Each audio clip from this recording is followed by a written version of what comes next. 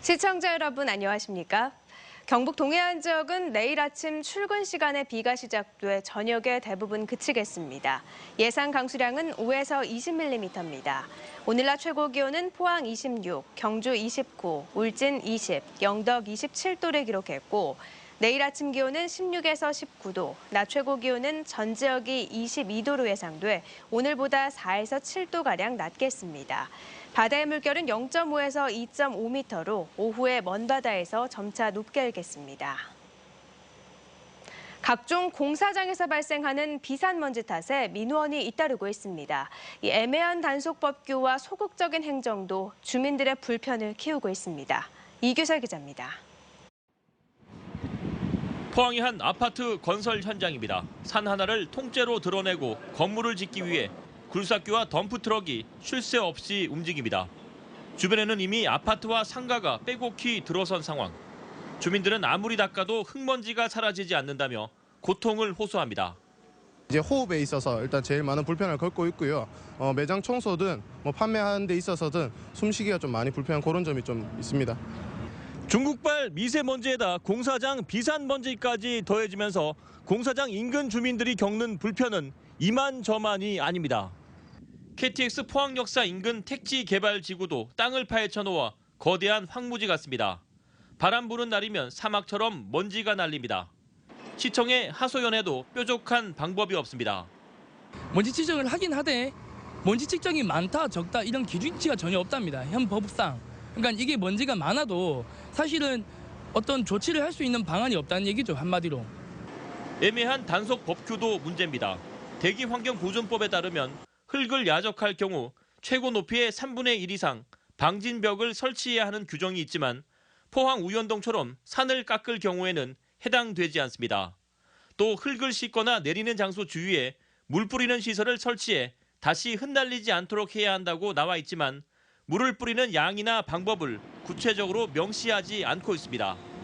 법규가 애매하다 보니 시청에서도 먼지 안 날리게 신경 쓰라는 선에서 행정 처분을 내리는 경우가 많습니다. 망을 좀 더 친다든지 요원을 더 배치한다든지 저희들이 다른 먼지를 최대한 억제시켜주는 방안들을 연구를 하고 있습니다. 건물을 짓기 전 교통 영향 평가를 하는 것처럼 비산먼지 발생 사업장에 대해 철저히 심의하고 관련 법규를 강화하는 것이 필요해 보입니다.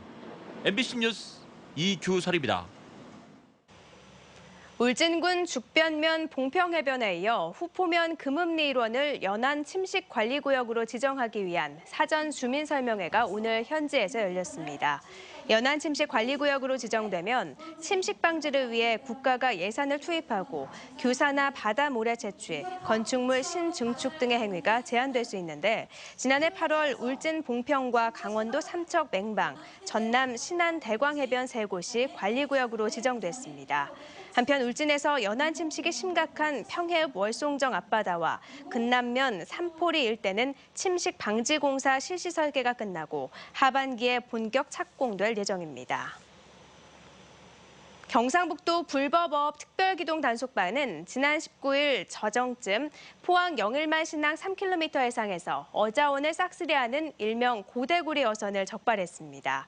단속반은 4.9톤급 서형 기선저 인망이 저녁 8시쯤 포항 동빈항에서 출항한 사실을 확인하고 어업 지도선과 단속정을 동원해 20여 분간 해상 추적 끝에 검거했습니다.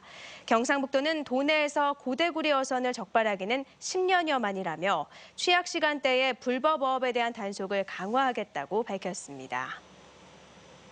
포항시의회 예산결산특별위원회가 상임위원회 예비심사를 거친 제1회 추가경정 예산안에 대해 본격 심사에 들어갔습니다. 11명의 예결특위위원들은 당초 예산보다 1,157억 원이 증가한 추경안에 대해 내일까지 심사를 마치기로 하고 특히 전시성, 소모성 예산은 반드시 삭감해 일자리 창출 등 생산적인 분야로 돌리기로 했습니다. 이번 추경 예산안은 오는 27일 본회의에서 의결됩니다.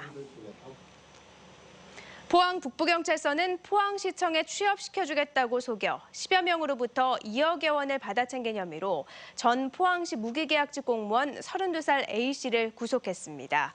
A씨는 포항시 소속 무기계약직으로 취업시켜주겠다며 10여 명으로부터 한 번에 1,500만 원에서 3천만 원씩 모두 2억여 원을 받아챙긴 혐의를 받고 있습니다. 또 피해자들이 자기 업무를 대신하게 하고 포항시 남구청 명의로 가짜 급여까지 주면서 피해자들을 1년 넘게 속여온 것으로 밝혀졌습니다. 오늘 낮 12시 반쯤 영천시 화산면 대구 포항 고속도로에서 대구 방향으로 가던 25톤 트럭이 넘어지면서 실려있던 유연탄이 쏟아졌습니다.